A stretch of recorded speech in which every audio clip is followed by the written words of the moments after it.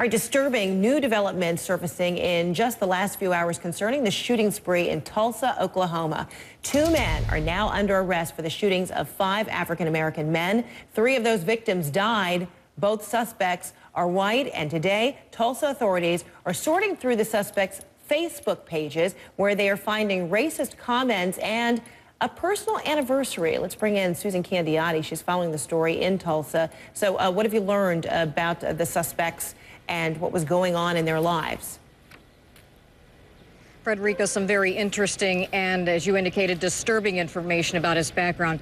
Family and friends of one of the 2 suspects in this case, 19-year-old Jacob England, tell us that he has been undergoing psychiatric counseling and taking medications ever since his father was killed almost 2 years ago to the day of these shootings that happened here in Tulsa. We understand CNN has learned from police, and according to documents as well, and from relatives, that a couple of years ago, England's father was responding to his daughter who was asking for help when her house was being broken into. He went after the suspect in this case, the father. The 2 had a fight. Mr. England's father was not armed, but the other man was, turned around and shot him. That man, evidently, according to court documents that we have found, indicate that he was not prosecuted for that crime. Now, this, according to relatives, has troubled him ever since. And CNN has also discovered what police have. There was a Facebook posting made just the other day, written by the suspect in this case, that police are examining, and it reads like this.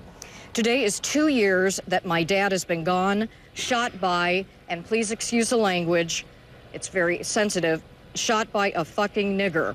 It's hard not to go off between that and Sharon. Sharon is, we have to pause and say, is England's girlfriend who, according to family members, committed suicide in front of the suspect in this case just last December, in front of him and in front of their baby. The Facebook posting goes on to say, I'm gone in the head. Dad and Sharon, his girlfriend, I love and miss you. I think about you both every second of the day.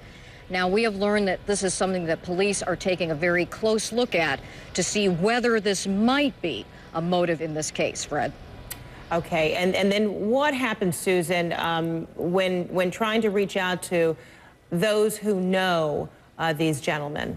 Did any neighbors have anything to say about them?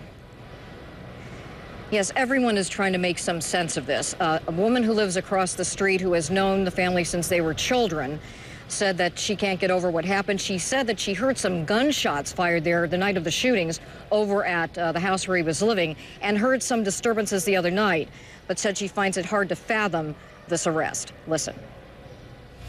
He's just a nice young man. I can't even imagine him in this. Now, drugs, yes, but a killing, I can't imagine it. Not Jake. Now, again, police are trying to figure out more about the suspect in this case. Certainly, the community is very relieved that 2 people have been arrested, and we expect a news conference in just a couple of hours. Fred? All right, Susan Candiotti in Tulsa. We apologize to our viewers for such profanities being used on our air. And we'll be right back with much more in the newsroom.